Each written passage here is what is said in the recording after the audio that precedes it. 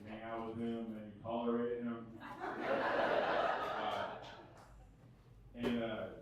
Honestly, he has no excuse to not be funny, so let's bring out the funniest motherfucker I know in my goddamn life. Please give it up for Patrick McDaniels, guys!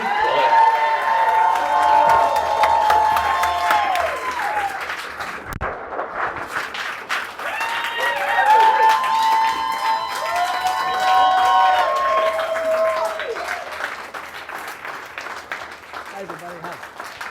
Hey. Hi. What if this was the whole show? Hi. Where's foster child at? All right. All right. I see you.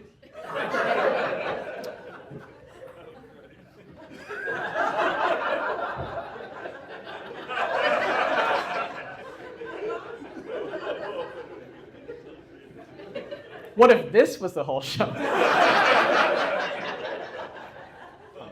I'm thrilled to be here. I love when, for the last few years, this is kind of how I've done shows. It's like this. I've just kind of put on my own show, which I love. I love the control of it. We've got to control everything about this evening, from the venue, from Wild Child, which, by the way, what an awesome moment to pause and give a shout out to Wild Child. What a great.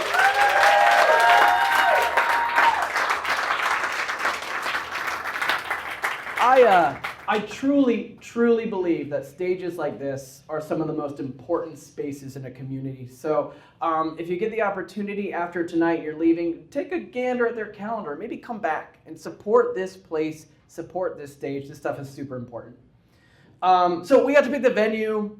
The performers who are incredible and just the nicest guys. I love them. We got to pick the performers. We got to the music that we played when you came in. I did a little playlist. We made a little playlist. Like, that was all premeditated and controlled. But my favorite thing, and I do it at every show, is this little like musical little conceit. And whenever you go to like a concert, the band's like, oh, they're gonna come on at 8, but they don't come on until like 8:08. Just a little bit late. Build a little bit of tension. At 8 o'clock, you're looking at your clock, and every minute that passes, you're like, when are they winning? And then they come out, and you erupt in tension. Like, it's an incredible reaction. I do that at every show, but even I have to admit, 10 minutes, boss move, builds tension. 4 months is a bit long.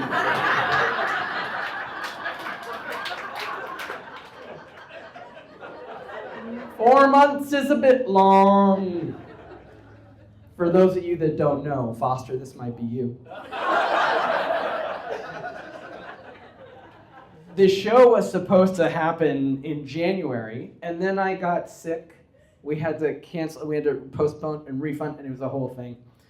And here's the thing, I don't handle being sick well on a good day, let alone when I have to like cancel a show. And I don't want to start out tonight with like a whole like, women are from Venus, men are from Mars, or whatever kind of thing, but ladies, you've never seen a grown man sick. What I mean by that is you've never seen a grown man reacting his age when he's sick. You've never seen what a 44-year-old man, a mature man who pays his mortgage, would react to being sick. Because when we get sick, we run back to that same play that worked when we were 10.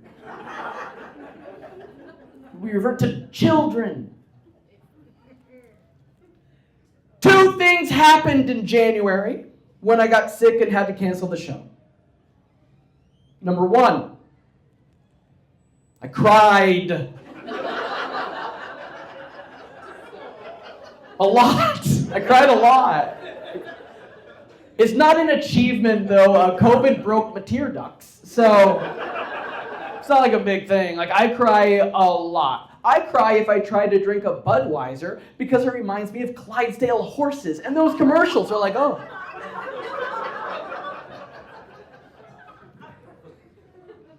I cry thinking about sad movies that I haven't even seen. Like if somebody comes up to me and just mentions Brian's song, never seen it, tears. that joke is for the older crowd. I got something for all of you, don't worry. That was a Brian song reference. You could mention The Notebook to me, and I'm like, oh my God. They're like, oh, you saw it? Nope. Ryan Gosling. Anyway, number 1, cried. Number 2, called my mom. Because I'm running back the same play. It worked. Called my mom. Mom, I had to cancel the show. I'm going to need you to bring me over a bowl of chicken noodle soup. And also your Netflix password.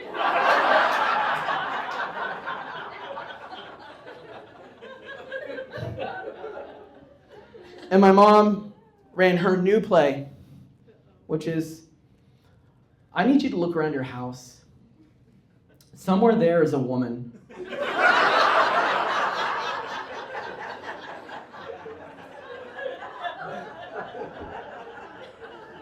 And this woman made some pretty particular and specific promises to you.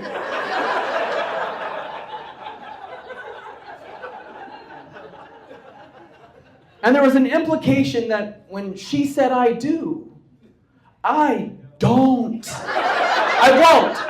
I don't. My watch is over.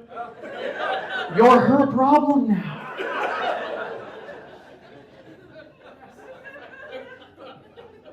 And I get it. I do. She said some things to me one day. I said some things back. It was a whole call and response thing.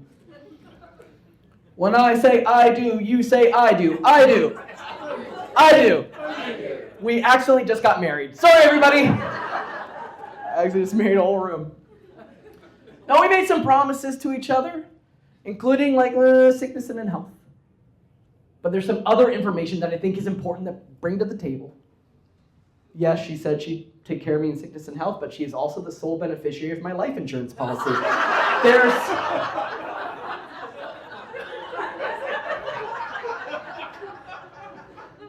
There's a conflict of interest.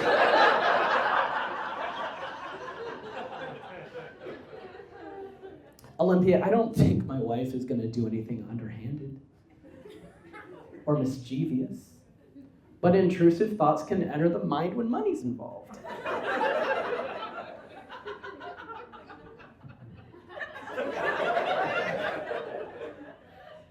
No, she's not going to push me down an elevator shaft, poison me at night in my sleep, but that in January, that would have been clean.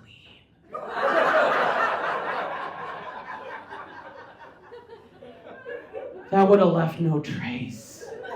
No one would have asked any questions. She could have let that fever burn me out from the inside and then cash the check. It would have been easy. It would have been easy. Because here's the thing, when you get married, you enter a relationship based on mutual love and admiration and respect, but you also embark on a lifelong reality game show competition called community property.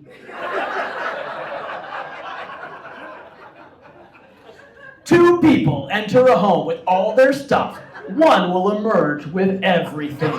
Community property. Where everything's 50-50 until it's 100-0.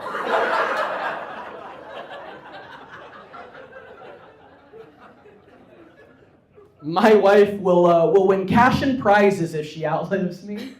Now, the prizes are maybe not too great. I don't think she wants any of those. What I'm saying is, like, when I die, she's going to have a yard sale of that next weekend. I'm so sorry to hear about Patrick. What'd you win? Won cash, 33 baseball hats, and a thing called a Dungeon Master Guide? I don't know. Just going out on the lawn this weekend. Because I don't have any things that have any kind of emotional weight or gravity to it like our ancestors did. I don't have the equivalent of a soup spoon smuggled from the old world to the new world via Ellis Island and a butthole. Like, I don't have.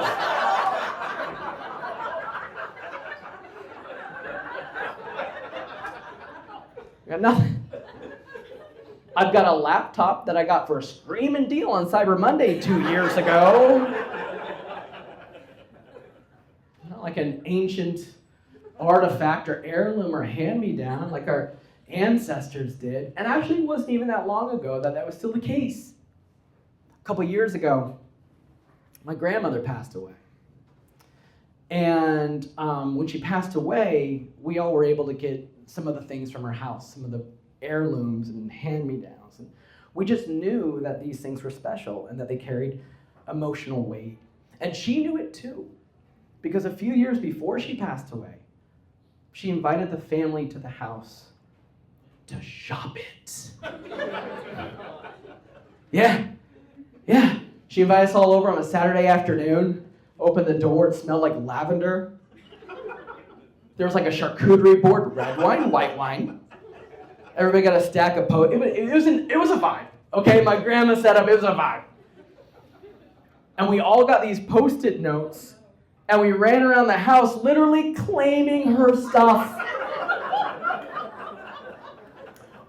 Ooh, old-timey radio? Claimed. Family Bible? Why not? Claimed. Ooh, a hutch? I don't have anything that needs hutching, but life comes at you pretty fast. Claimed. You never know.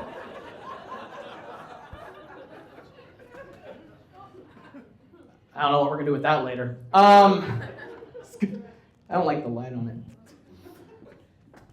This is the, this is like the comedy cuck chair, I guess, is what it's.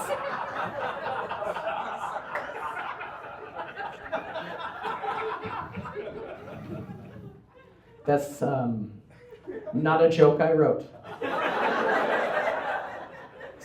Somebody else said it. But I'm going to invite Rob up and have him sit here and just watch. Anyway, what was I saying? Oh yeah, grandmother died, cup chair, got it. Okay. I don't have anything that anybody's going to want to claim when I die. I mean, no one's going to run around my house like, ooh, twice worn Ichiro City Connect jersey, claimed.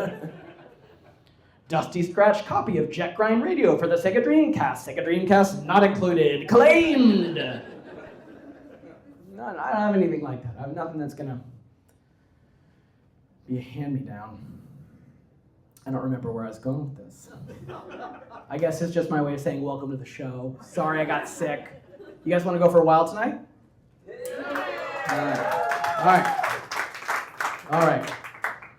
All right. So tonight you've learned a lot about a couple dudes already.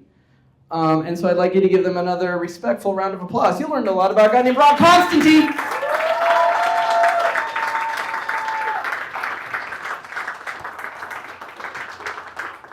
You learned a lot about a fella named Rusty.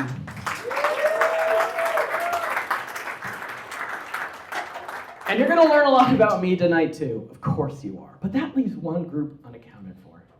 And most comedy shows skip right over it, but not me, not here, not now, not in Olympia.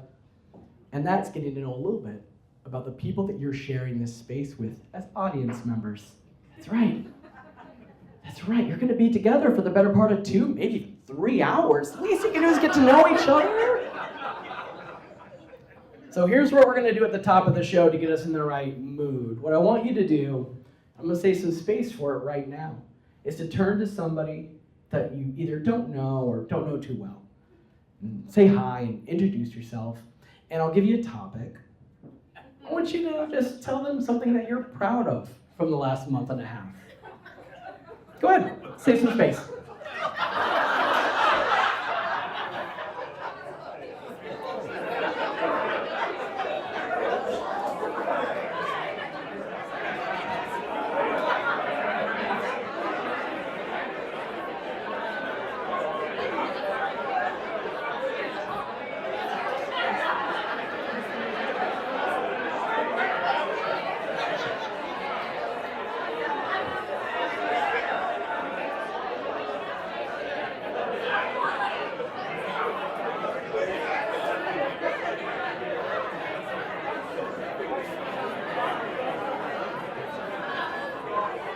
That's enough, I think. That's probably enough.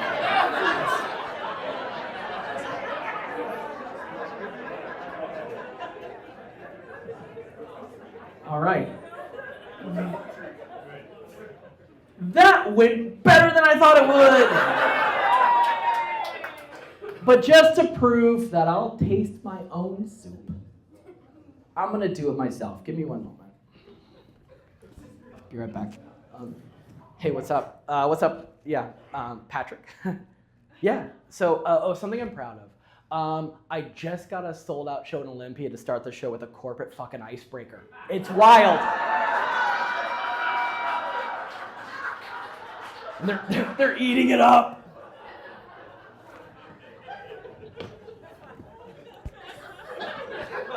So, I know I went to the back, but just know I did it too.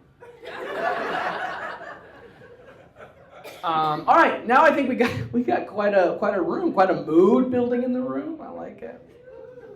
Yeah, clap for yourselves. Do not care.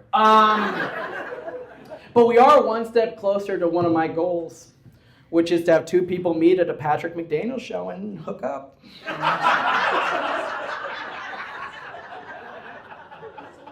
I was hoping that it would happen organically, but I'm not about forcing the meet cute a little bit. And listen, I don't care if you fall in love and get married.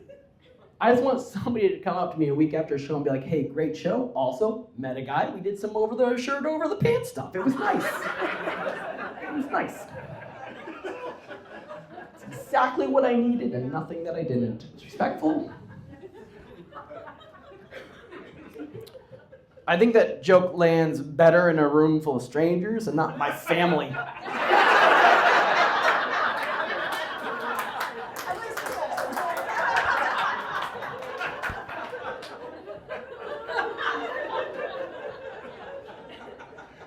The reunion's gonna get weird.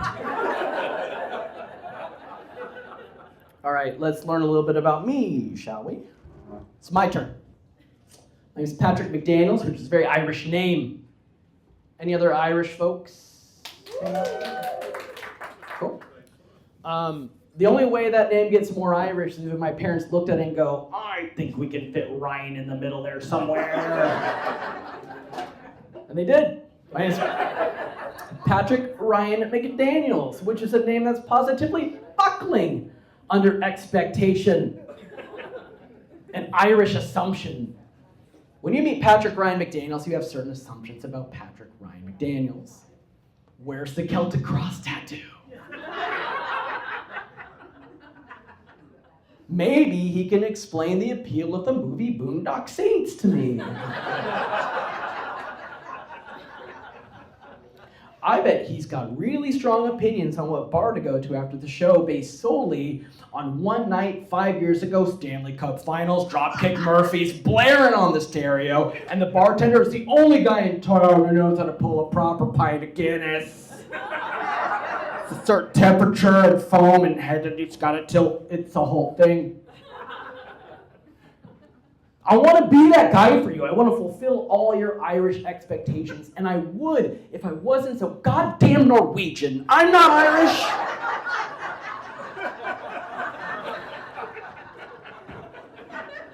Not Irish at all. Which I think changes the aperture of which you view that name. When you hear Patrick Ryan McDaniels and you think he's Irish, pride. When you hear Patrick Ryan McDaniels and you learn he's Norwegian, you're like, racist? Is he just gonna be up there doing leprechaun face all night? It's like I'm an undercover Scandinavian. But as far as names go, that's like the glasses, nose, mustache of covers. It's not deep. It's not a deep cover. It's like, oh no, you're looking for Humpty pronounced with an umpty. I'm Shock G, the one who put the satin on your panties. We're different people. I was questioning coming up here and doing a Digital Underground reference because I wasn't sure. But that joke had a higher on-base percentage than I thought it would. That's right. I'm not Irish. I am Norwegian, and I just go back to Oslo annually and do a PowerPoint presentation to share what I've learned. All right, I think it's working now. So let's go ahead and get started. I'm sorry, we're going to start where we always start. I'm sorry, guys, but potatoes. They're crazy about them. Love potatoes. Next, of course, Bono. Illegally, I have to put just a picture of Bono whenever I'm talking about Ireland. This next one, yep, more potatoes. I can't stress the potato thing enough. This is a picture, see how all those people are wearing green except for that one person? Well, they are all going to sexually assault that person later. That's right. That's right. Once a year, if you don't wear green, it's the tacit consent. Just, oh yeah, all right.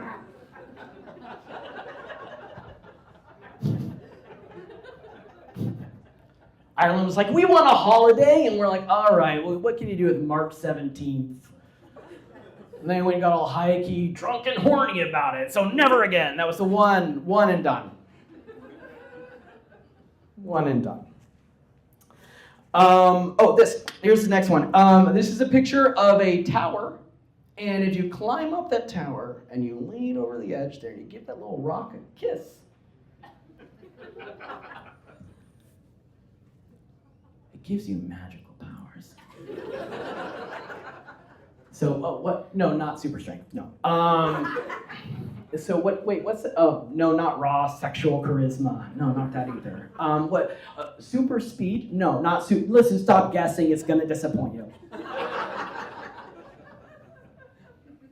It's called the gift of gab. It's just talking to people, really. Legend has it that hundreds of years ago, an introverted wizard was walking by on his way to an optional off-site team builder event.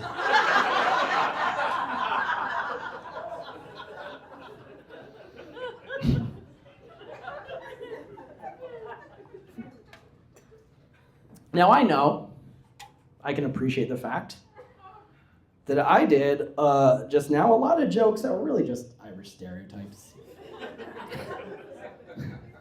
Some were pretty cheap. A lot of low-hanging fruit, you know. Low-hanging potatoes. But none of those stereotypes are as bad as this one. The name McDaniels is Scottish, not Irish. It's different. But you didn't know. And all you Irish people clapped like, yeah, Lucky Charms! You didn't know. I've been doing that joke for 20 years. For 20 years. And for 20 years, I expected somebody to come up to me after a show and be like, actually, Mick is one of the Scottish thing. Oh, it would be nice. Nobody's ever done it. Says a lot about you as people. I think the reason that joke has worked for as long as it's worked. You were there for most of it. Maybe not all of it. The Boondock Saints thing, lost a couple. The double potato callback, lost a few more, but you were there for a lot of it. I think the reason why that works is because I don't look particularly Irish, and I don't look particularly Scottish, and I don't look particularly Norwegian. I don't look like much of anything. I look like generic European who is sick. Moves through different groups. I think it's the pale thing. When we were setting up for the room, and he was like, "What lights do you want?" I go, "The lights that don't make me look pale. Like that's all I care about." And I'm a very pale guy. Like if I looked at my 23andMe results and it goes, "You're 63% dry erase board," I'd be like, "Yeah, yeah, no notes." It's a little low. 3 out of 4 of my grandparents were dry erase boards. So I don't know who was peeing in that pool. I do. I look sick, which is disappointing for a lot of people. I've been the recipient of a ton of well-intentioned but wildly misinformed make-a-wishes.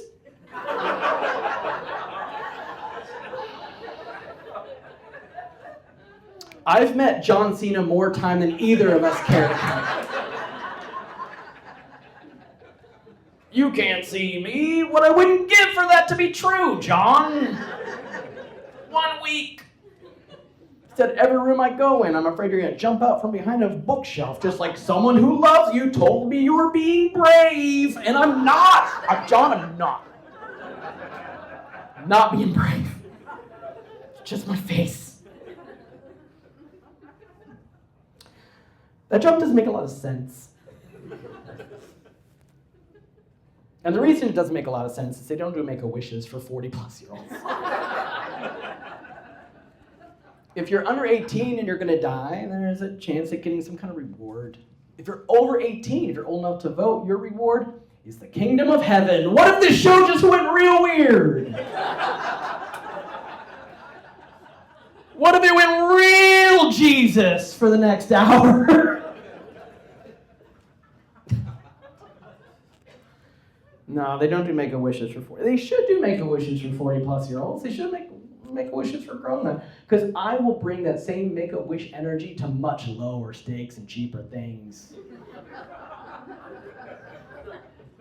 Like a kid who's dying will be like, I want to run out of the tunnel on Super Bowl Sunday. And the crowds. No. Oh, thanks. You know what I don't like doing? Dusting. Somebody wanted to show up to my house and dust, that wish is made. I'll even let you film one of your Make-A-Wish PR campaigns. Just interview my wife like it's been a really rough few years since the diagnosis. It's day by day. And it's really tough, but the other day, when he caught that glimpse of somebody walking down the driveway carrying a Swiffer,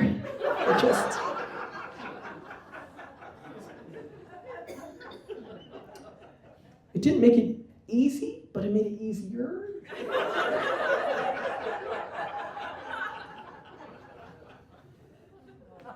They don't do make-a-wishes for 40-year-olds. Here's another example.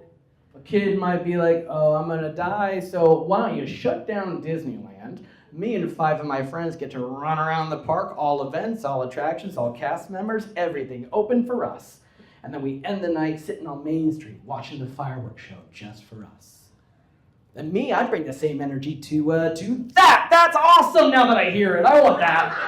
That's a poor example. I do want that one. I do want that.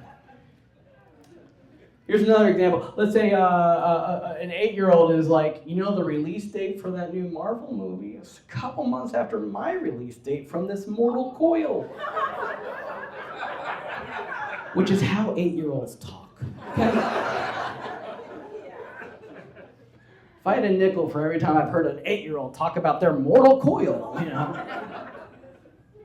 Anyway, they're like, the release date's after my release date. I'd love to be able to see that movie before I die. And I'll bring that same energy to just being able to pick the movie once, just once.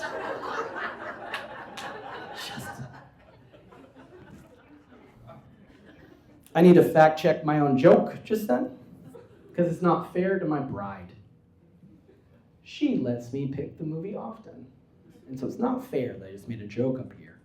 In fact, she lets me pick the movie more than I don't. And I used to think that it was because she falls asleep during movies. She didn't really have a dog in the fight, but now that I've kind of heard, I think she's been make-a-wishing me this whole time.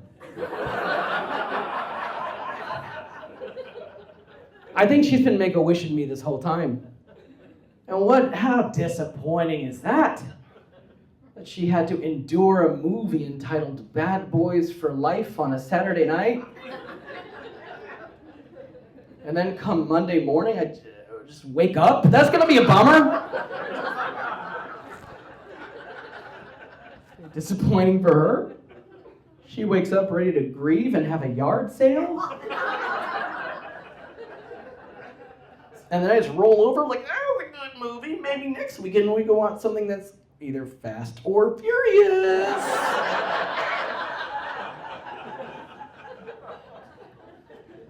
It's like, if you make it, you look like the Crypt Keeper's grandfather.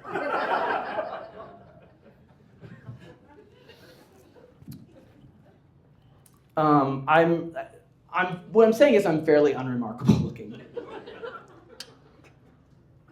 Which has its benefits. If you want to pull off a heist or a caper, I'm your guy. I'm your guy. Fade into the background. You'll never see me. I'll be right next to you. This is a hard face to police sketch, is what I'm saying. Interpol would come up to you and be like, I heard that you saw the guy who stole the Mona Lisa. You were right next to him? Sure was. What do you look like?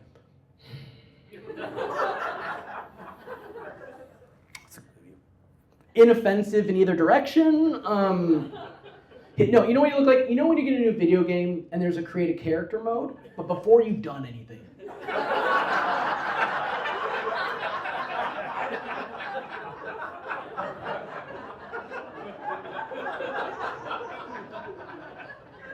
Just the generic create a character with no customizations applied.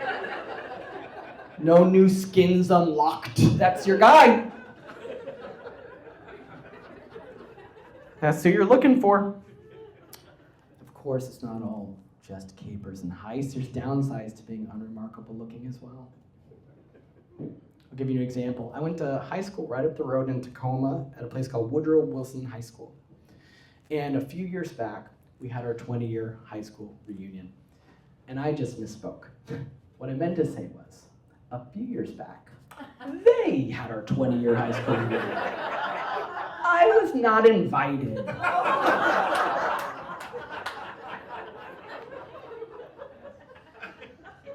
I thought I'd satisfied all the necessary requirements.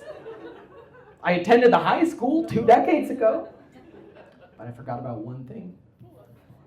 You need to have just one person remember you've done it. Just one.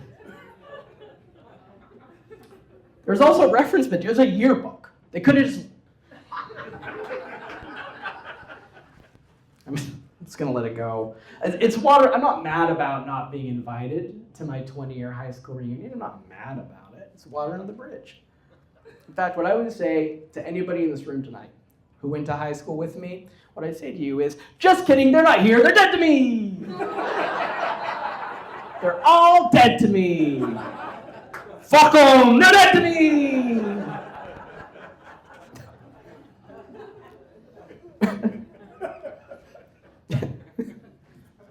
Sorry, Mom, for the F word.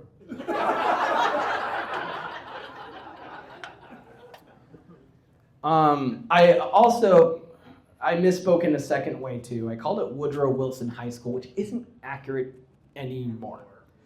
They've renamed it. It used to be named after former President Woodrow Wilson. And they've rebranded it. But I'm not going to tell you why, but in the spirit of education, I'll give you some homework and you can go and you can figure it out on your own. I want you to Google a picture of Woodrow Wilson. Any picture will do. I want you to look at that picture. Look what year that picture was taken.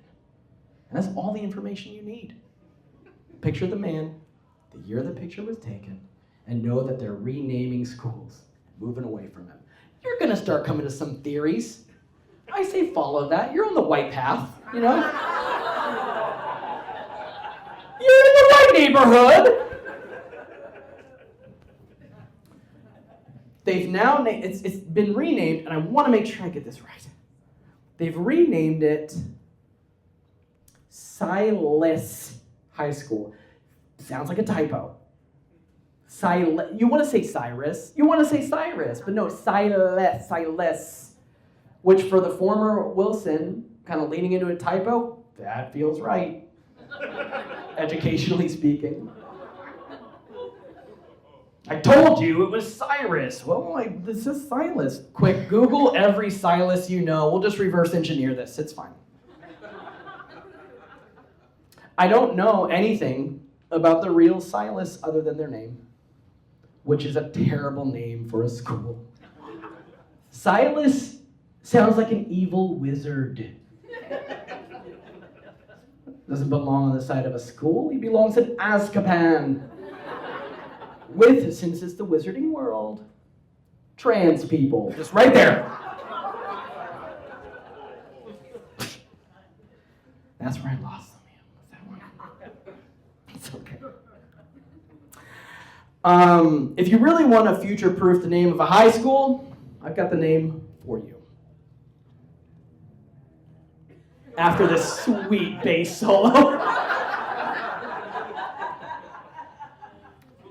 Here's what you name any school future-proofed. Tom Hanks High School. Right? Universally adored Tom Hanks.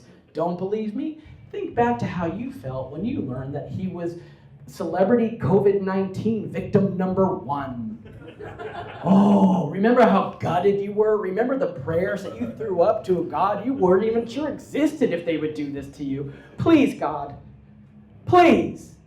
God is a heavy metal band. Please, God.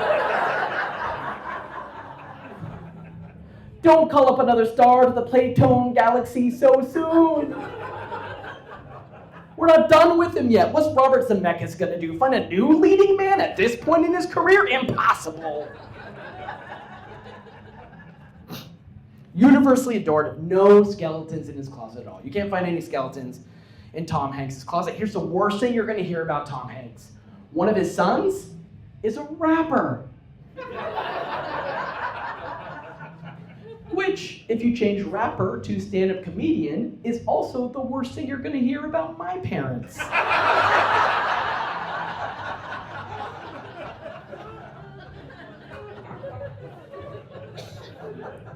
He has a son who's a rapper, which as far as hip-hop origin stories go, being the son of the human part of Turner and Hooch, not great. The son of the dog part of Turner and Hooch, if he started rapping, I'd buy it all. But the human part, not great. Not great. I mean, I'm sure he had to reach for that kind of street cred, you know, just like, no, I've seen some stuff. One time I was on the beach and bullets were just flying by my face. When I visited my dad on the set of the Academy Award-winning motion picture Saving Private Ryan. No, this is real. The guy walked by me, his right arm blown off, just holding his left hand, like, why, where do I go? Can you, now, granted, they added most of that in post, but can you imagine what that does to the psyche of a kid when he reads that on the call sheet next to craft services?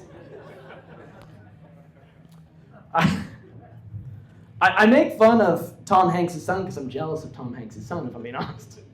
He did it. He did what they're doing. I wanted to be a musician too!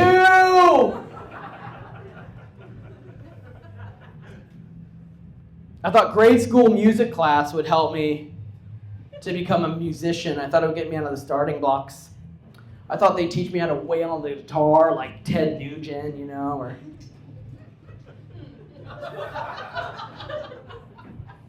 Okay, I heard it. That's an outdated reference. I missed that one when I was revising these jokes. 20 years ago, in all fairness, Ted Nugent was known for two things. Wailing on the guitar and singing songs about banging underage women. So less troublesome than now.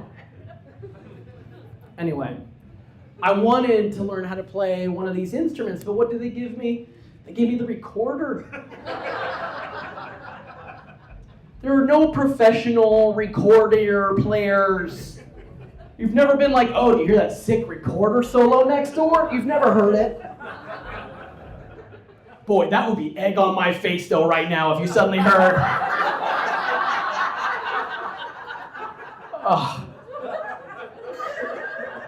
I'd call it a night. Is that Mary Had a Little Lamb? No, you can't pimp recorder skills at like a college party. to pick up ladies. Take it from me, you can't. I don't know, I'm a little bit of a musician, no big deal. Oh my gosh, can you play Crash by Dave Matthews Band? It's my favorite song. I can slow down hot cross buns. Let's just be like the love theme from Hot Cross Buns. Here we go. The recorder's ridiculous. Was there such a run on the clarinet that music was like, we gotta gatekeep this?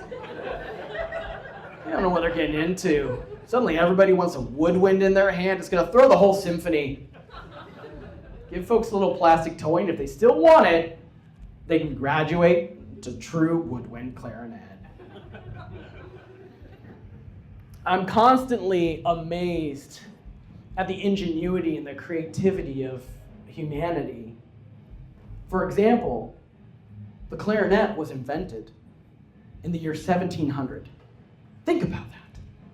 Think about what had to go right to create a clarinet in 1700, which, by the way, was at a time when people were shitting in the streets.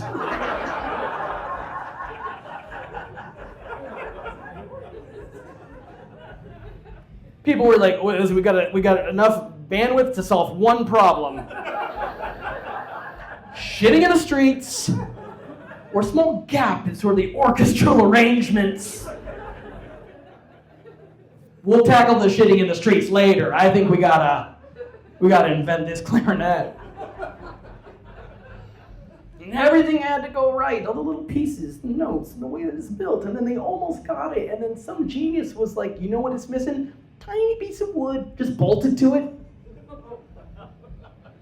And they tried it. I'm losing some of you with deep knowledge of woodwind instruments. Foster? All right.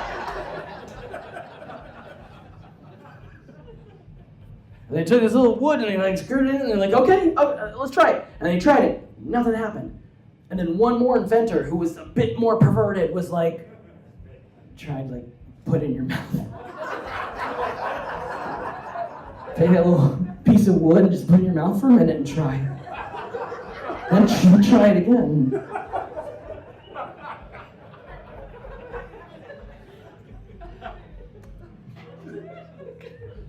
It works!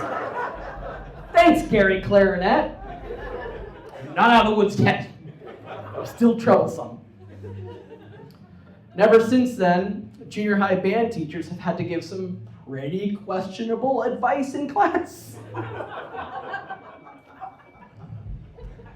All right, woodwinds, listen, I'm gonna say something, but if your history teacher says it, report him. You need to get that reed nice and wet. Make sure your reeds are wet. Again, if your history teacher says that, report them. Where are my trumpets at? Trumpets! Whenever you're not tootin', lick those lips. Keep them moist, trumpets. Again, if your math teacher says that, report them. Great job today. Everybody hit the showers. That was a trick! Seeing if you're paying attention. I'm gonna check in real quick. How y'all doing?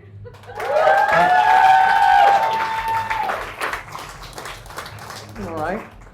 I was backstage with Rusty and Rob when we were doing our share outs as a group.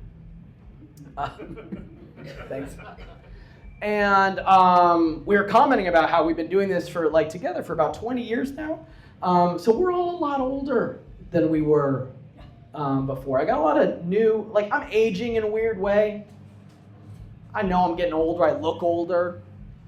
But I look at different age. I'm a bit of an optical illusion. I look at a different age depending on your relative position to me. If you're shorter than me and in front of me, I look like I'm a tired 35.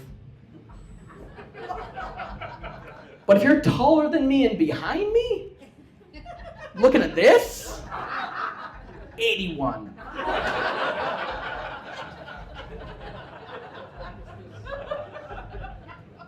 Which is why I married my short queen and stopped sleeping with NBA players. Get out of me, Draymond Green! This does not count as community service. Just as a side note, as we're editing, this is a note for myself, as we're editing this, let's cut out the Draymond Green thing. I'm very afraid of him.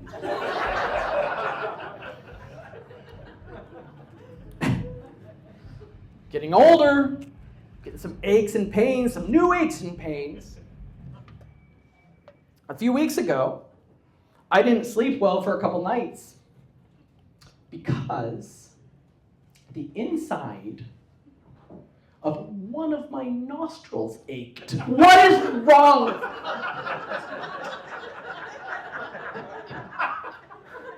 The inside of a nostril ached, throbby.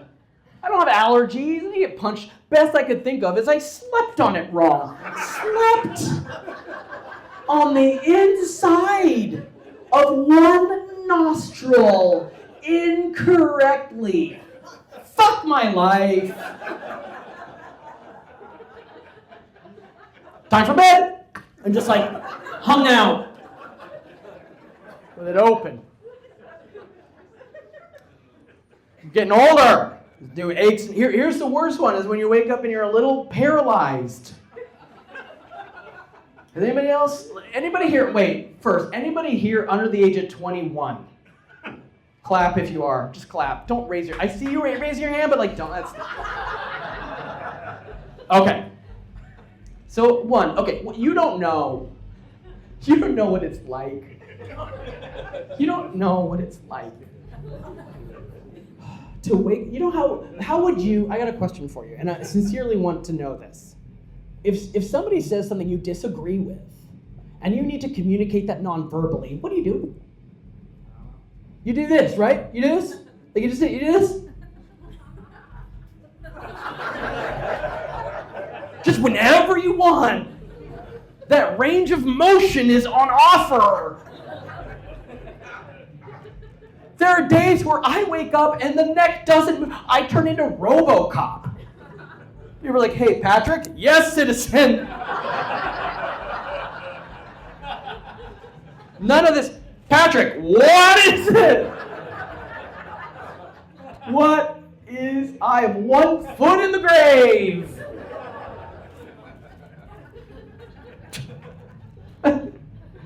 Getting older. I'm gaining weight. I saw pictures of me from 20 years ago on stage, and I was so thin that if I lost a pound, I'd drop a dimension. Very thin. I was like one fast away from Paper Mario. Just like you bought an inflatable and rolled it out in the garage to off gas. That was my vibe. But now I'm gaining weight, and what they don't tell you is that when you're skinny and you start gaining weight, you gain weight in weird independent sections of your body. It's like I'm in a Disney movie from the 90s, and the please make me thin potion I drank at the beginning is starting to wear off at the big homecoming dance scene in the third act. And I have to rush to the bathroom right when they announce in an unprecedented move that the entire school has unanimously voted the new guy, Vance Hotface, as homecoming king. Which is real weird. He's only been at the school for a couple months. Oddly, he showed up right when that fat, unpopular kid, Dwight Humphrey, disappeared after visiting that weird neighborhood scientist garage laboratory. Oh, I am Dwight.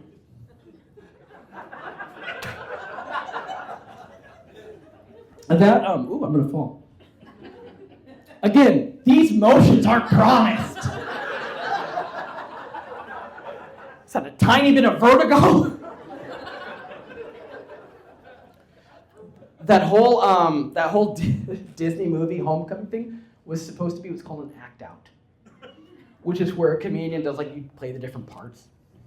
And it was supposed to be that. And then this is true. Right now, I lost confidence. Just lost it all of a sudden. I saw it coming, Olympia too. I saw it coming. I started the gaining weight thing, and I'm like, oh, here comes the big homecoming dance act out. And right when it was going to start, I'm like, fuck it. We're going to do it. I'll just explain it with words.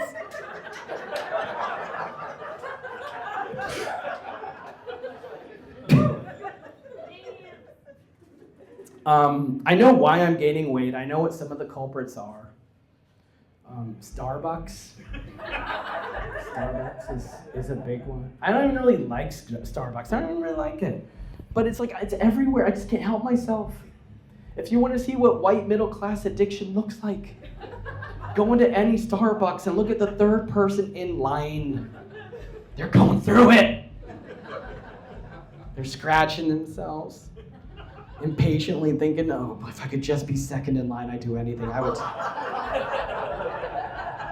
I'd steal a VCR, take a shot in the back of the throat, anything.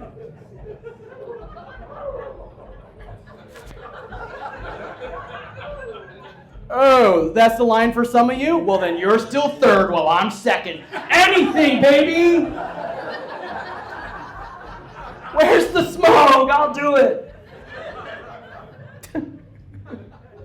And heaven help you if the person in front of you gets up to the register and looks at the menu and goes, that's not how Starbucks works. Your drink is your drink. What are you thinking about? Your drink's been your drink since time immemorial. Try to remember a time when your drink wasn't your drink. I bet you can't do it. I bet you if the wand chooses the wizard, order your Frappuccino, Joan, and move on. A heroin addict doesn't go up to his dealer and go, oh, I didn't realize cocaine was back in season. Is it December? All right, I'll do a little cocaine, throw a little MDMA on that as well. I forgot, I should probably do some Christmas shopping. Thanks for the reminder. I don't do that. You know what you've never seen? You've never seen somebody's first time in a Starbucks. You've never seen it. Think about it. And that includes yourself. You don't remember your first time ever you've never been in line behind somebody, they turn around and they're like, hey, I'm super confused. How does all this work? There's a bunch of words on that menu, but nobody's saying any of them. Yeah, that menu's just for the tourists. It's not. You'll learn. Honestly, it's the best part of Starbucks. You could tell them anything, and they just gotta figure it out. Take a venti, mocha, but I also want you to rip up 6 pixie sticks and pour them in and stir it with your finger. And they just got to figure that out. It's the best part of Starbucks. I think one of the problems with Starbucks is that it's too convenient. It's almost too convenient. I saw a guy once, and he walked up to the register, and he ordered his drink. He goes, take a grande vanilla latte, extra hot, 3 pumps of vanilla. Name's Kyle for the cup. And he paid. And then he walked right over to the part of the counter where they dropped the cups and started manhandling every single cup to see if Kyle's cup was there. Like, Starbucks is so convenient, he forgot how space and time work.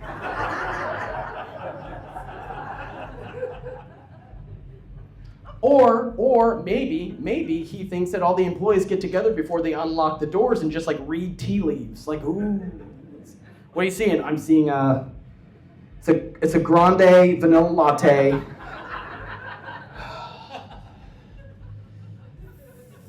2 shots, 2 pumps. Wait. 3 pumps of vanilla. Extra hot. What's the name? Do you see a name? Ooh, I see a K and the rest is completely illegible. Oh, that's good. Let's unlock. Let's go. We got a drink for Claw. Drink for Kalal. So I'm gaining weight, and I know I'm gaining weight. And I know I'm gaining weight, and people around me know that I'm gaining weight. And I noticed recently in my grocery store, they started editorializing the bagging process, which I did not appreciate. I was there, and they scanned a bottle of water, and they put it in the bag. They scanned one of those salads, and they put it in the bag. And they scanned a banana, and they put it in the bag. And they scanned a party-sized bag of Doritos Cool Ranch chips. This is for you, this is just for you. Why would we even put it in the bag? This is for the car? What are we even doing here, you fat fucker? Here, this is for you? In the car to bring shame to your family? And I'll give you the receipt so you can throw it out before you get inside. What are we doing here?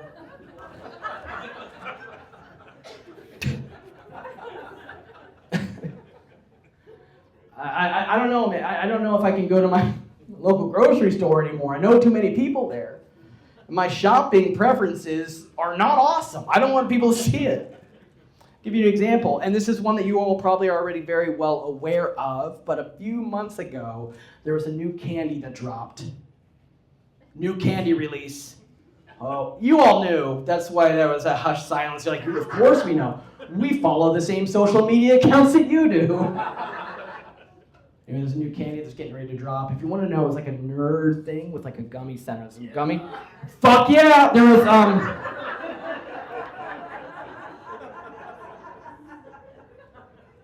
you're on the subreddit too. Anyway, so it was a new candy. I was really excited about it, and I knew I had to get there early because this candy was going to sell out. So I got to the store early, about 6 a.m., and I put a folding chair out right by the entrance. I got there at 6 a.m. because I'm not a fool. I know that the U.S. Foods truck backs up around 5:45. They have to unload, check the inventory, and usually they hit the candy aisle between 7:13 and 7:19. So you gotta make sure you're ready. So I'm sitting there in my folding chair, and as people are coming in, I'm trying to be I'm not like, if you're here for the candy, back there. Yep, right back there. I don't know why the stanchions aren't out yet, but right back there. So anyway, it gets to be about 7:13, and they let me in the store. And I race to the candy aisle. And this is the part of the story you all are not going to believe. They did not have a maximum purchase limit on these nerds. Limit 2 per customer, like that's what I expected. I was ready for it. I was gonna buy 2. 1 to unbox for my YouTube channel.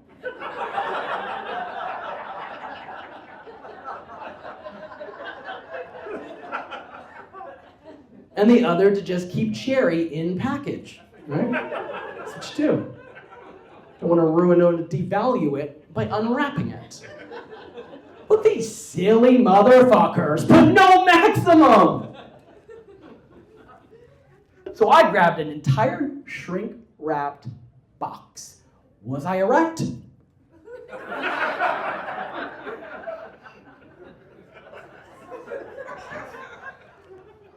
Run to the register, because time is of the essence. When you've got an entire shrink-wrapped box of nerd gummies and you run into a neighbor, that's a hard thing to justify at 7 a.m. He's got a black coffee and a bagel, and I'm like, I have diabetes.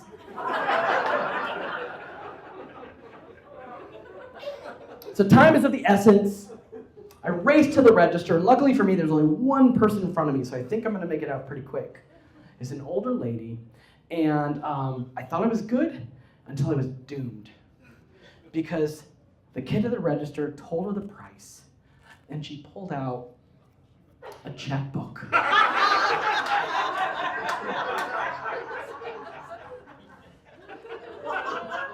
Which is the dumbest way to pay for anything. We've had 6 innovations in the paying for shit space since the checkbook. I would take older ways to pay for things. If you told her the price and she's like, and what is that in goats and sheep? I'd be like, perfect. Settlers of Catan this. Let's do it. Checkbook. So I'm just gonna fill out this little worksheet. If you want this bread and peanut butter, first you have to write the price down in 2 different ways. Numbers and letters. Be careful, there's a 40 in the price, and that's trickier than it looks. Spelling counts.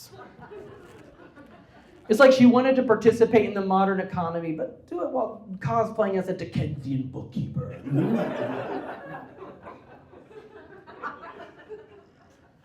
And then she did the thing that people that pay with checks sometimes do, where she's writing, and she goes, "Who do I make this out to?" What? This is not a unique business model where you write a personal check to Gary, the 17-year-old kid, Gary doesn't want your check. Gary wouldn't know what to do with your check. In fact, let's do a little experiment, Olympia. I'm sorry, under 21-year-old. What's your name? And please no last name. I don't want to dox you on the show. Andrew. All right, everybody else in this room, I want you to look at your bank account and see the amount to the penny. And then I'd like you to write a personal check out to Andrew in that exact amount. Your money's safe. Don't worry. It's safe. He'll leave this room like they gave me a bunch of paper chores. Gross.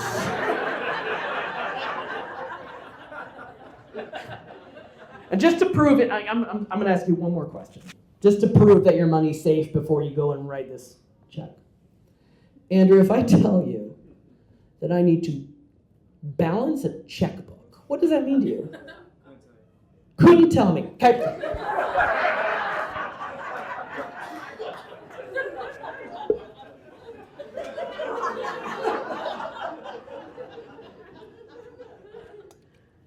Listen, Andrew, I'm not making fun of Andrew. I'm jealous of Andrew. What I wouldn't give to have that mental real estate back that has balancing a checkbook for, do you know the anniversaries that I could remember? If I just didn't have that bullshit in my brain.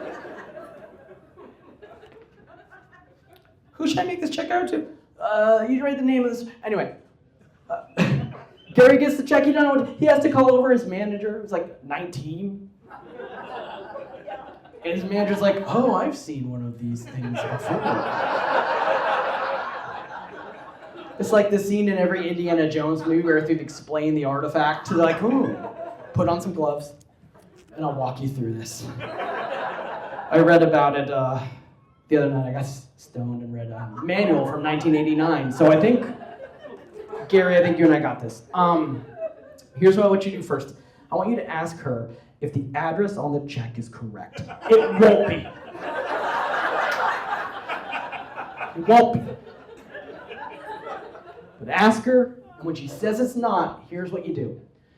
You ask her to say with her dumb words the address while you write it all on the check.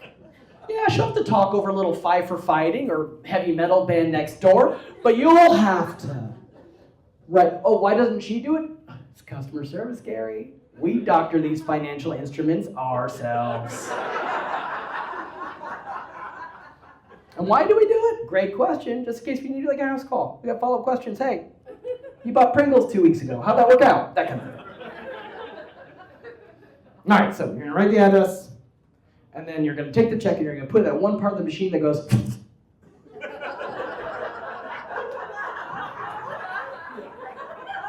Gary, not a single one of us knows what that does. It knocks the dust off the check, I think. And you're going to take the check, you're going to put it in that little slit in the register, and then she will go ahead and steal those groceries, because that didn't work. There's no way any of that worked.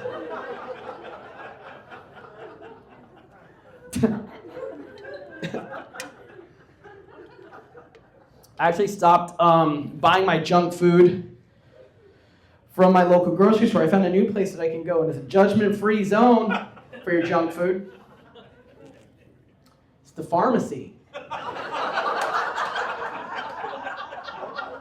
Have you been in a pharmacy lately? It's wild. I've never seen a business model move so far away from its stated vision statement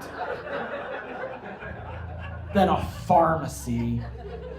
Go Google any pharmacy, and their vision statement is always like making healthier communities. It's part of it. You're not wrong, but that's about as right as if your vision statement was, got a disposable camera? We gotcha. Yes, healthier communities is part of it, but to get to the healthier communities part, you gotta go through some shit. Rows and rows of potato chips. Beer and wine. The most majestic selection of tobacco products you've ever seen.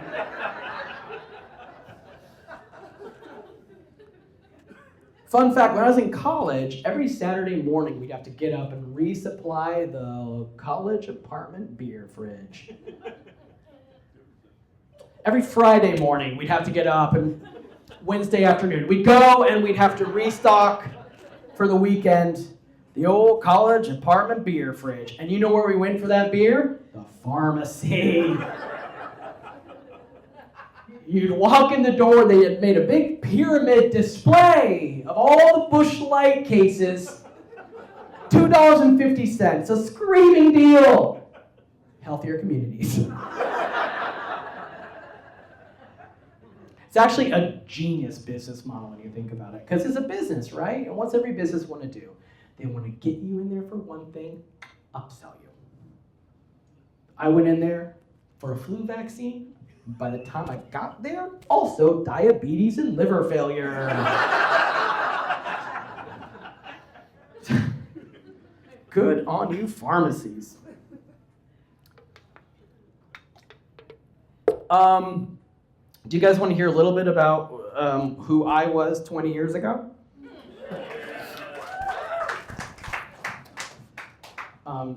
Patrick from 20 years ago would have appreciated that response. I lived in a lot of apartments 20 years ago, and I learned a lot. I think of myself as a little bit of an expert of apartment complexes, so I can give you a little bit of advice if you find yourself in the market. The fancier the apartment name, the dodgier the complex. The fancier the apartment name, the less it satisfies the promise embedded in that name. I'll give you an example. I was doing comedy and I moved down to LA for a spell to try my hand at becoming a real bona fide stand-up comedian. Spoiler alert.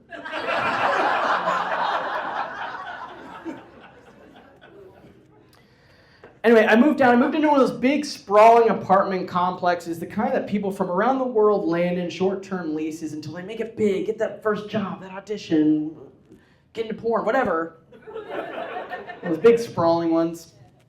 And it was called the Royal Equestrian.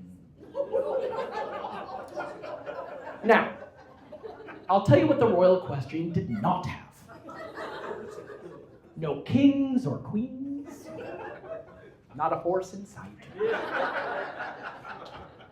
But what the Royal Equestrian did have was one guy who stabbed 11 of his roommates. You heard me right. 11. With a samurai sword. What? He just lost it one day. He didn't swipe, he just poked him. Poked 11 of his roommates. With a samurai sword. That's the kind of crime that leaves some clues. There's some warning signs leading up to it. Hey, all right, everybody, apartment meeting, listen, it's going to be real squishy in here. There's at least 12 of us. And here's the thing. Space is at a premium. So only bring in here exactly what you need and nothing else. Hey, Tommy, what's that? Oh, this? It's just my samurai sword. I wouldn't give it a second thought. It's not going to come into play in your life later in any way.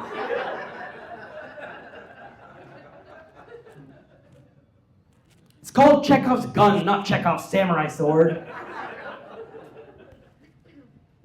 It does not work in reverse, this apartment rule. The inverse is not true. I knew a guy who lived in an apartment complex called the Hennessy Apartments, and it's exactly what you all just thought. No more, no less. I knew a guy who lived in an apartment complex in Tacoma. The apartment complex in Tacoma was called Lakeside Landings. Lakeside Landings had no lakes, so the rest is moot. No sides, no landings, because you don't have a lake. You need just one lake. But what they did have was a guy, you had the apartment building that was right on the main road, apartment. And there's a guy that would walk out every morning, stand in the parking lot, look out on the main road, and just masturbate. Just gaze off. A cup of Joe in one hand, and his coffee in the other.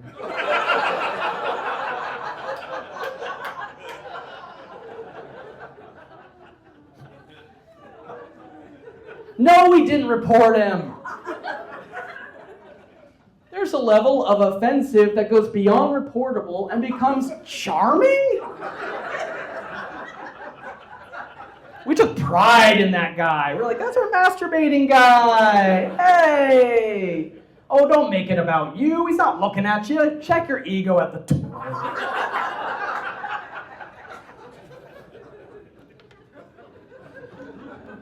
This is a big apartment complex. This is a sprawling apartment complex. This apartment complex was so big that they labeled the buildings letters of the alphabet, right? A, B, C, and then they nailed Z on a building, and they looked up, and there's still 40 buildings. Like, fuck. My friend lived in apartment BB 101. It went beyond BBCCDD. It went beyond that. They went to a new font family. They're like wingdings. Like, I knew a guy who lived in Water Drop Finger Down 102. Nice guy. I think he moved to Chicago. Anyway, this is one of those sprawling apartment complexes where there's a ton of buildings and there's no rhyme or reason. It was like MC Escher and Stevie Wonder were like, let's see what happens. And I was going to visit my friend there for the first time. Keep in mind, this is 20 years ago. And Andrew, I'm sorry, but 20 years ago, we did not have GPS on our phones. We had a thing called MapQuest.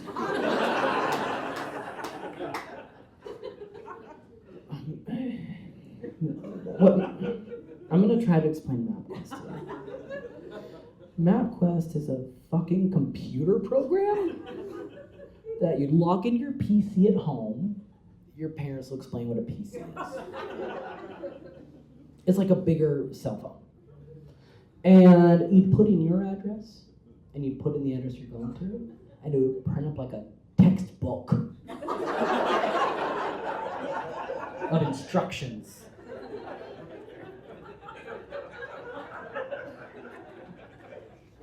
And then you'd staple it together and put it on the car seat next to you.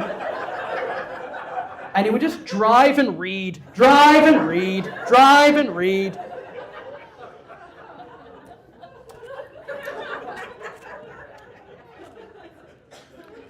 And then every once in a while you'd find yourself in an AM/PM parking lot and you just like get out of the car and just scan the landscape. Like you're Lewis and Clark. West. And here's the worst part of MapQuest back then was that MapQuest would get you to the apartment complex, the entrance. But the rest of the complex was outside of MapQuest's service area. So your book ended and then had like handwritten notes on how to get to your buddy's apartment. And your buddy who gave you those directions has been pre-gaming since 10. He's a bit of an unreliable narrator. Most of his landmarks are impermanent and transient. So you're gonna take a ride to the apartment complex, you're gonna take 15 consecutive left-hand turns. It's like you're going up that SeaTac airport thing. You're gonna pass a yellow Volkswagen Bug. That yellow Volkswagen Bug is always there. Except unless he works nights, and he might be at his girlfriend's, it's probably there. You're gonna go past 18 roundabouts, bear slightly right on each of them. The 18th one, the troll's gonna stop you, just answers 3 questions, and he'll let you right on through. And here's how you know if you're going in the right direction. You'll see a guy walking 3 dogs. If you see him walking 3 dogs, go in the right direction. Except now that I say that out loud, one of the dogs is getting a little old. So there's a chance. There's just 2 of them now, but that's okay. You're moving in the right direction. You're gonna pass the buildings that are labeled wingdings. And they'll be right there on your left, but also kind of your right-ish. It's hard to explain, you'll see it when you see it. I never saw it. I gave up pretty quick, went back to the entrance and said, hey, when you're done, put your dick away. I got a case of Busch Light and Goldeneye. Let's do this!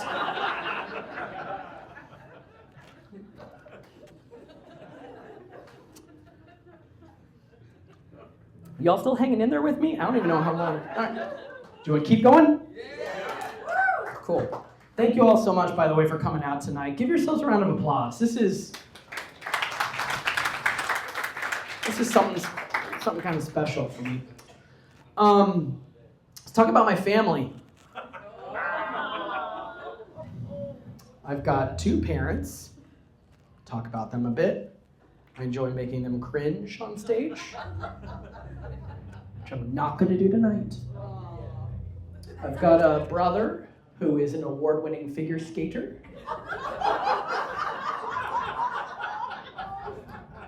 And fun fact, he's the one that lived at the Hennessy Apartments.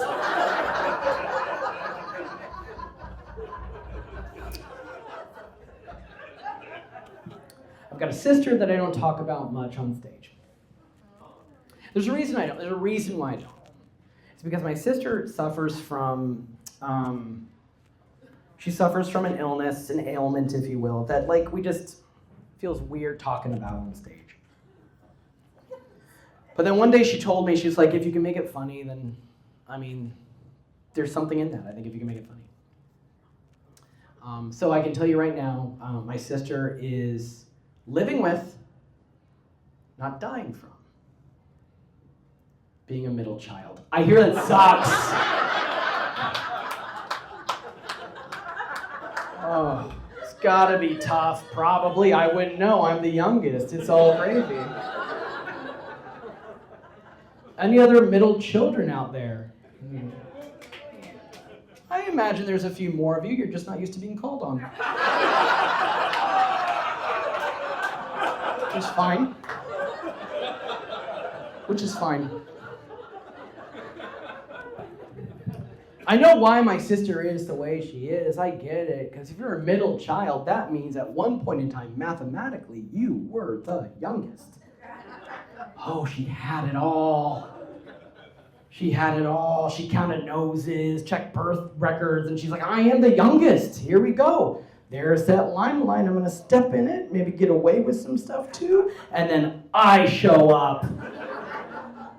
Hey, nice to meet you. You don't know me, I don't know you, but I look forward to you resenting me for things outside of my control for the rest of our lives. Let's do this. I think it's even worse because I'm what is medically considered an oopsie baby. Which makes it even worse, you know? Imagine having it all. Having the golden egg, and then it's taken away by an accident. Imagine just walking around, then you get a paper cut, and from then on, you just ignore your daughter. That's what happened to my sister. I know, honey, you were the paper cut, but there's a new paper cut, which seems to probably need a lot more attention. For at least 18 years, I think we're going to focus our energy on this new, very needy paper cut. I'll say this one time and then I'll burn after reading.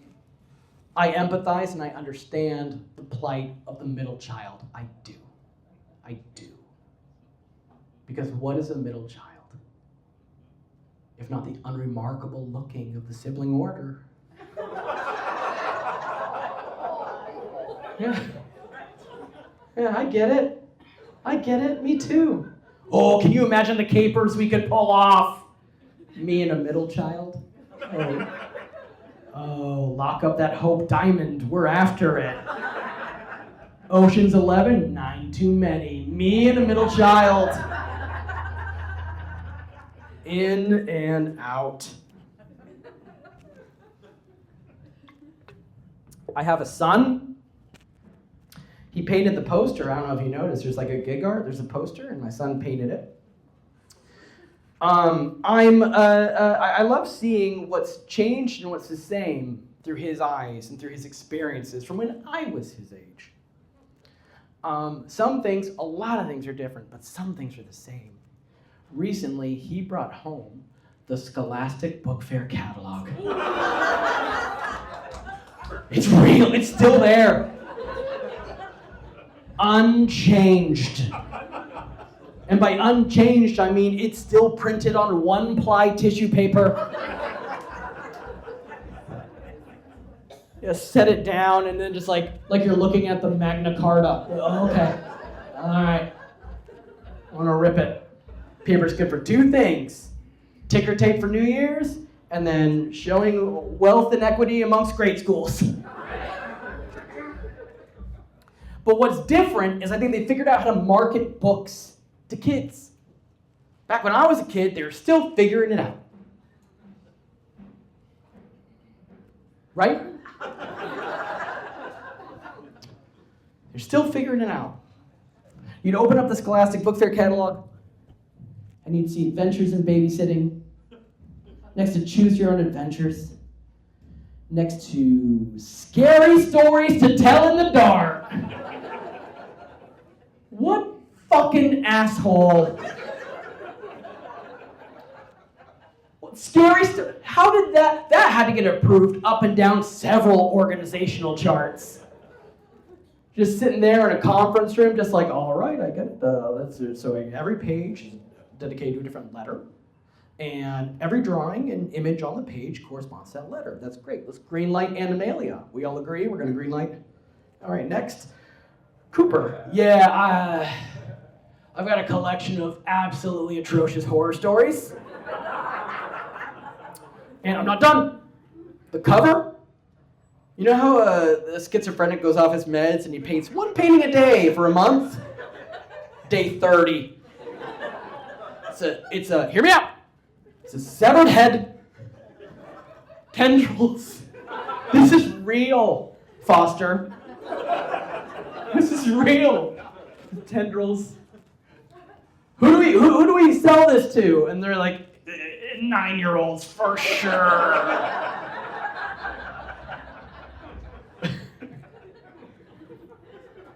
My favorite protagonist in children's literature is a fella I think many of us know. He goes by the name of Waldo.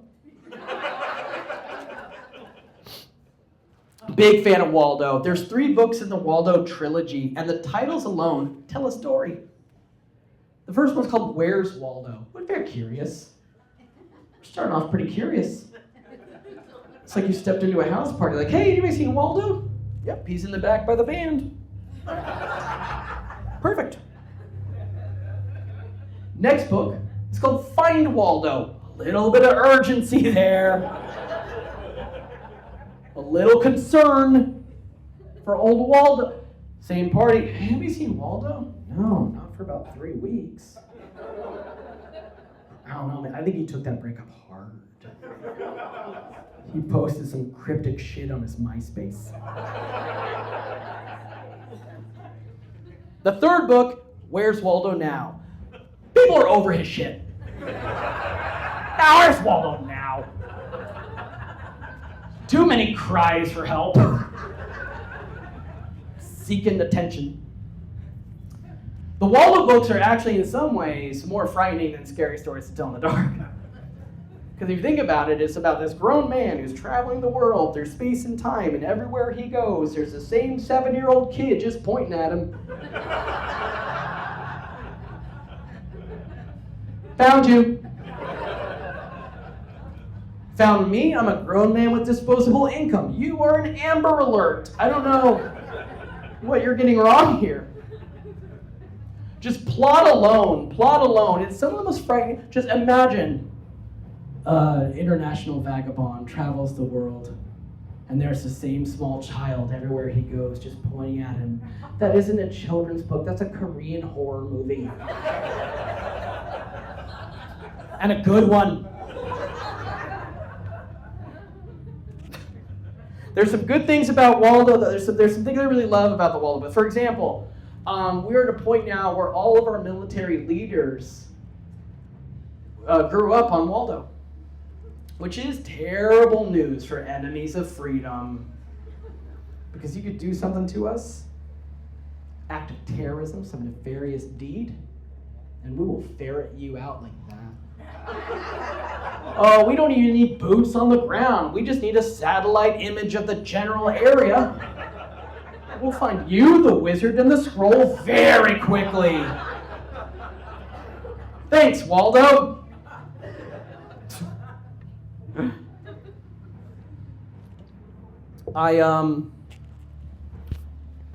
They're crushing it. I grew up going to church, but here's a hot take. I'm not terribly religious. Somebody laughed. It's fine. I'm not terribly religious. I think even back then, I think all I was doing was paying the Jesus tax for 51 weeks to be able to go to church camp. Church camp is a concept they would never pitch today. You couldn't pitch and get church camp approved as a new concept. We're going to take all of your teenagers away from their parents, away from teachers and other authority figures, and we're going to throw them in the woods miles and miles and miles away. Don't worry, we're going to put 3 college kids in charge of them. Let's see what happens.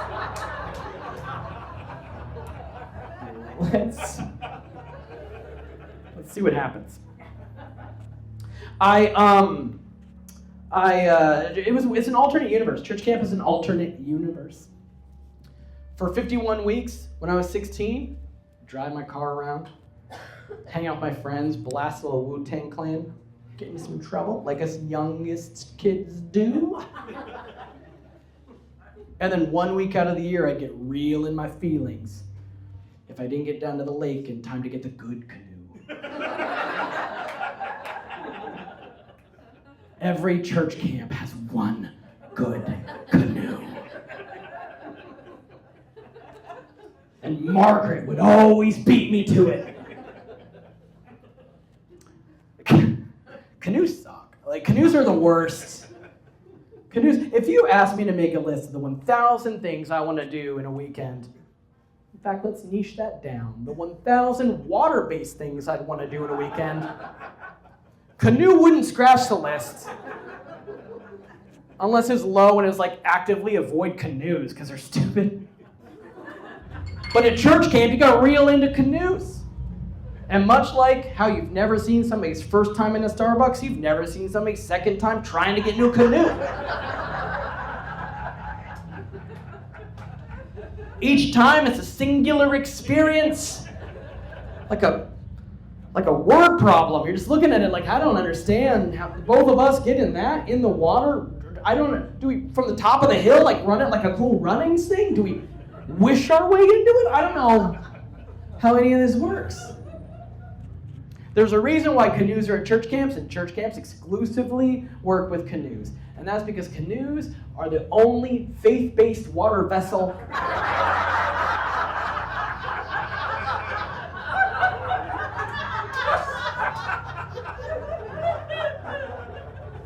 You don't know how it works. You don't know how you stay dry. You just know in your heart and your soul and your spirit, is it God talking? You're going to be okay. My favorite night at church camp was Thursday night. Because Thursday night at church camp was the camp dance. It was a camp dance every year. The camp dance was the one night where the staff give up. Just give up. They just give up. One of them pops into town and gets a bottle of peppermint schnapps.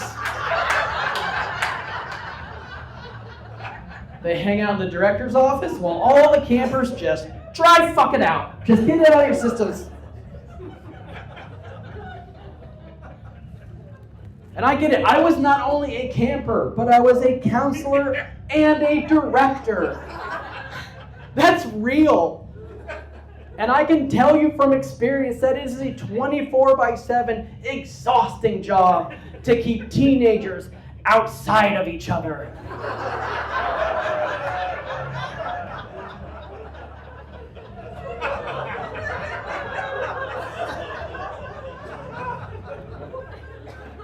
Need a release valve. Thursday night. When I was a camper, they actually let us be the DJs for camp, me and my buddies, which was quite the position of authority on Thursday nights. What we never told anybody was that what we would do is just take a copy of Now That's What I Call Music and put it on shuffle. That dance has been DJ'd.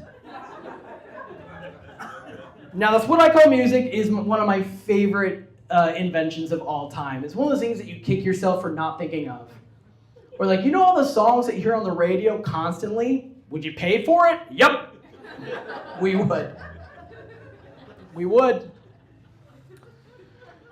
It's not just Now That's What I Call, that's a good one, but the even better one is Jock Jams, which is like the inbred cousin of Now That's What I Call Music. It's like, you know all the songs that you know and love on the radio? What if we fucked them up a little bit? Would you be into it still? Yeah, we were. We were. I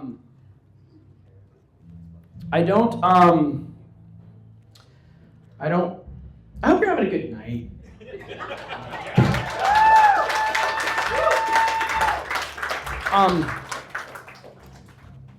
I hope this is an escape or a distraction from things that are outside of that exit door. I don't really watch the news. It's a challenging situation for me with the news, you know, because I want to be informed, but I don't want to be insanely depressed. But I found a way that I can take the news. I found a way that I can consume the news. And that's if it's funneled through the words in the mouth of a BBC News correspondent. It's the best. I can take any news you give me, good, bad, it doesn't matter. You can tell me the weather, and it sounds like a beautiful sonnet, penned by the bard himself. I'll give you an example. Again, I said earlier, I'm from Tacoma. Let's pretend, for the sake of this illustration, that somebody was shot and killed in Tacoma, Washington. I'm just gonna pretend. This is how an American news anchor would tell you that story. Earlier today, a man was shot and killed in Tacoma. No suspects were arrested. Humdrum. Fair to middling. Exact same facts. BBC News correspondent.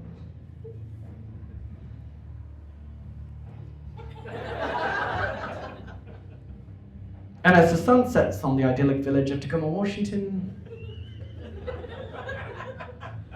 A man's killer remains on the loose, ready to strike again when the bloodlust becomes unbearable.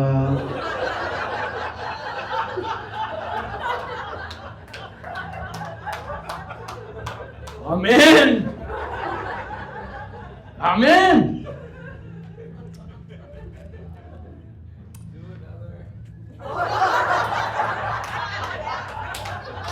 All right, you know what? I'll play. Give me what's the headline? What's a good headline? Kidnapping. A kidnapping. All right, who got kidnapped? The mayor's kid. The mayor's kid. Name the mayor's kid. All right, let's try it. I don't know what I'm doing. You're gonna be so disappointed.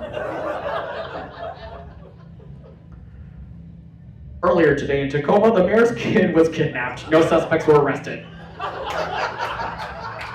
Alright? Let's do it, BBC.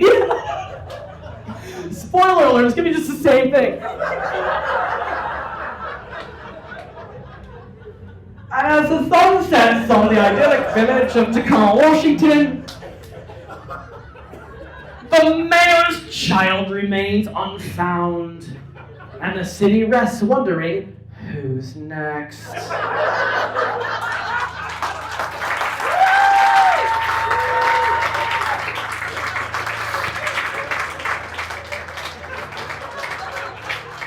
I tried.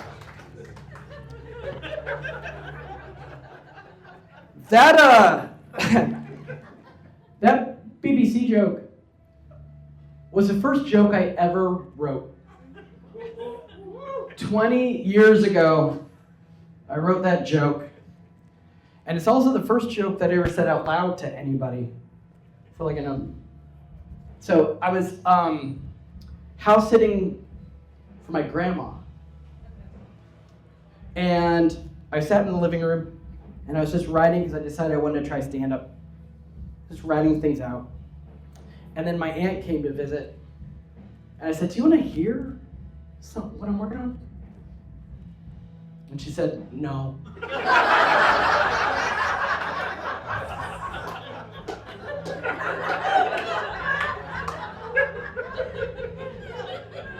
But it seems his paper cut needs some attention again.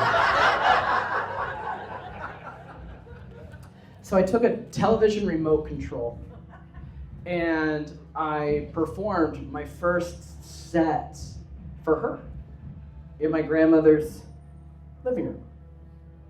But it's not the first joke that I ever said on a stage. That joke happened 20 years ago at an open mic night, and I did 2 minutes and 57 seconds. And the first joke I ever did wasn't even one that I had prepared. It was it's not gonna be funny. It's not gonna be funny. Well, it's just a little commentary based on a previous comedian's joke about how I was coming up on stage to tell my first set of stand-up comedy jokes wearing a pink t-shirt. Now, a lot has changed in my life since then. I'm colder today, for example.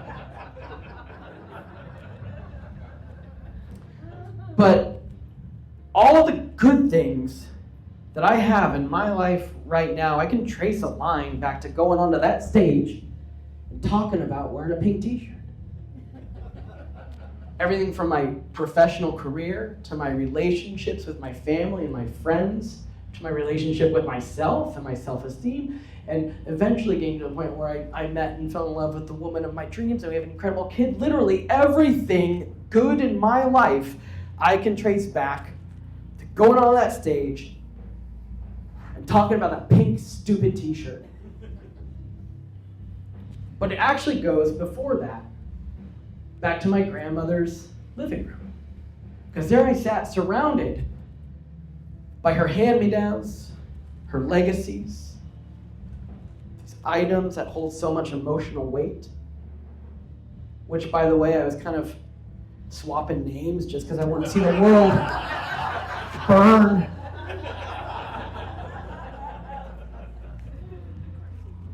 And I started the show by talking a little bit about, I don't have anything like that. I don't have any legacy items, hand-me-downs, or artifacts.